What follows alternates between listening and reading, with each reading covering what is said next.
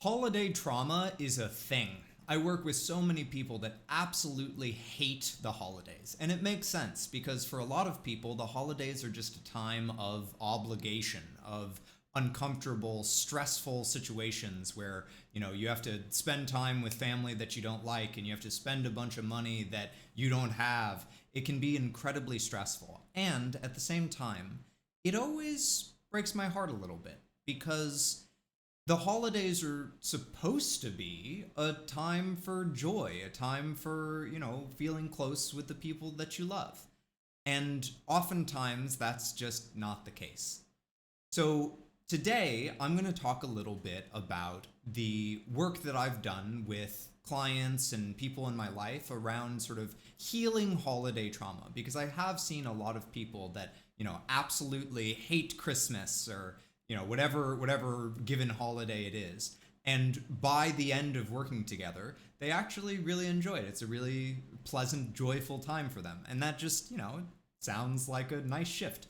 So I thought I would offer it. My name's Sean. I'm a mental health coach. I see 40 plus clients a week. I have a 98% satisfaction score from over 1,800 ratings.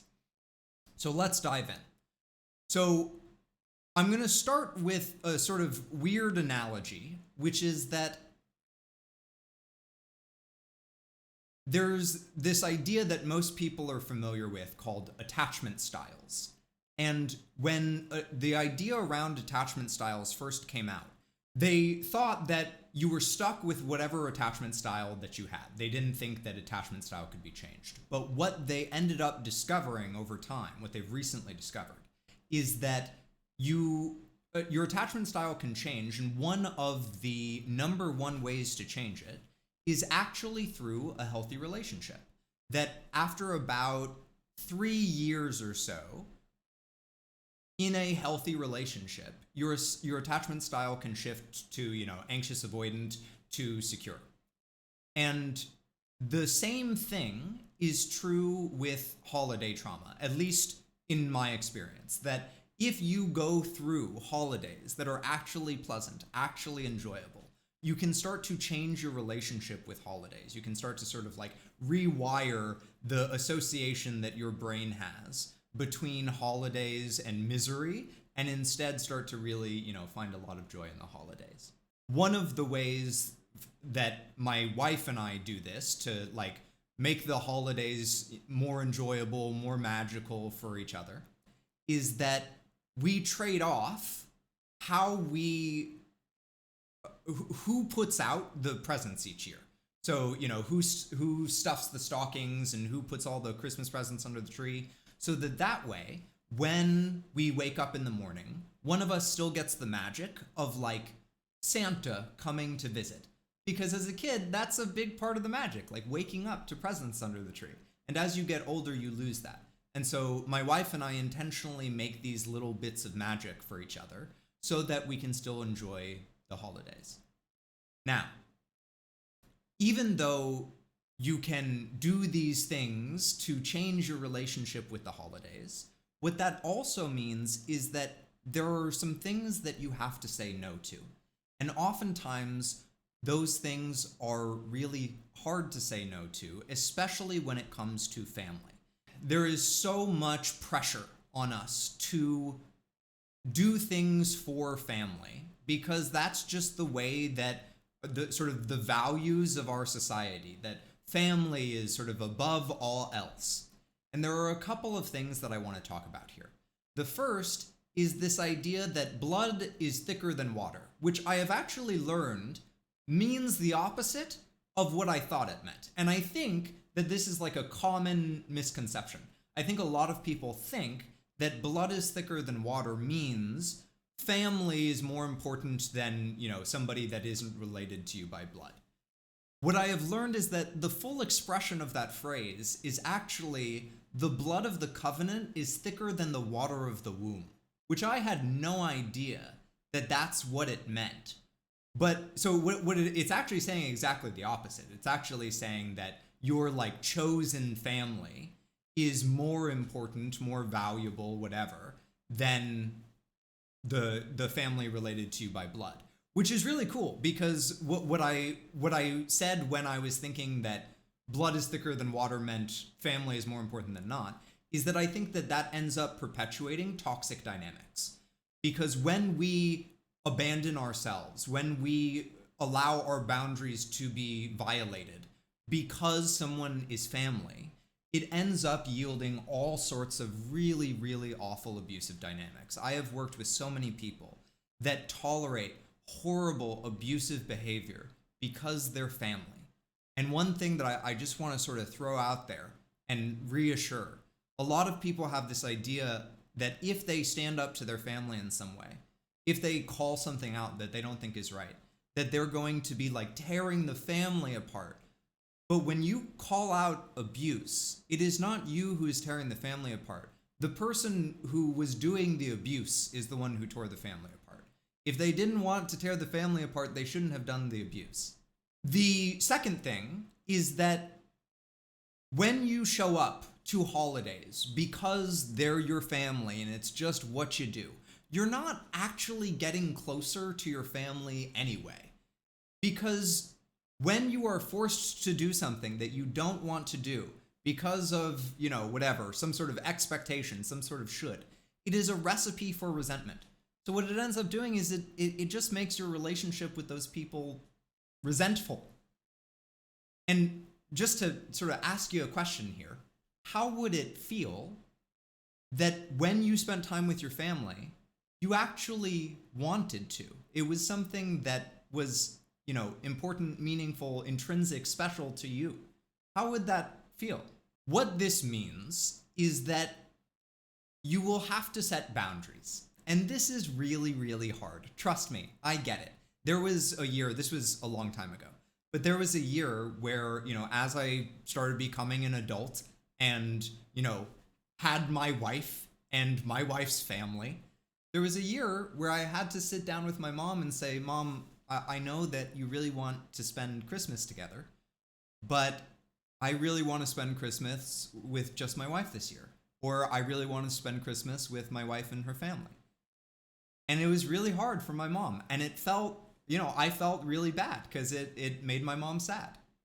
But what setting that boundary long term ended up doing was it allowed me to have a relationship with my mom around the holidays, where when I do spend the holidays with her, it is joyful and wonderful because I can focus all of my time and attention there instead of trying to run all around to like 10 different Christmases like a lot of people do. And ultimately, this is what boundaries do in general. When we set boundaries, we are going through some short-term pain, going through some short-term discomfort in order to find a long-term harmonious relationship with whoever it is that we're setting the boundary with. Now, sometimes that's not even the case. Sometimes you actually want to spend the holidays with your family and boundaries aren't even necessary. What makes it hard is that the people around you are so stressed out. So, for instance, my mom had this tradition around the holidays of making an insane amount of cookies every year. She would just make this crazy amount of cookies, and it always stressed her out tremendously. And it was hard for all of us to see someone that we loved so stressed out. And so there is a really simple, but not always easy solution to this, which is asking questions. And the questions don't have to be accusatory. They can just be exploratory. So in the example with my mom, a question like, hey, what is it that makes you make so many cookies every year? What is it that makes you do this? And by asking these questions, it does two things. The first is that it helps to raise awareness that as you ask these questions of like, hey, why is it that you make cookies every year? All of a sudden, they are able to start to think about that and start to think like, wait, why do I make cookies every year? Do I actually want to make cookies every year? This is more stressful than I had ever really realized. And then, who knows? Maybe they decide, what? I don't think I actually need to make cookies every year. And the second thing that it does is that it can help you two to bond. Because then if they, open up about something vulnerable, like, wow, yeah, this is really stressful for me, then you can say, yeah, I mean, it seems like it. And ultimately, I just want to spend the holidays with you. Like, I don't care about the cookies. I care about you. And really what is most important to me is that, you're happy and that I get to like hug you and be with you and laugh with you, play games with you. Like that's the stuff that's important to me. And it can bring you two closer together. There is one other big stressful topic around the holidays that we have not yet touched on. And that topic is money. We have to work so heckin' hard to be able to afford to live nowadays.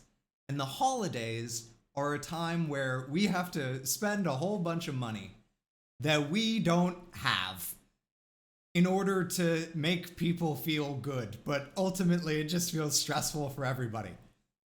And there are a few things that I think can help with this. The first, or a couple things. The first is gifting rules. So things like Secret Santa or, like everyone buys one present for every other person. If it's a small family, if it's a large family, that would never ever work.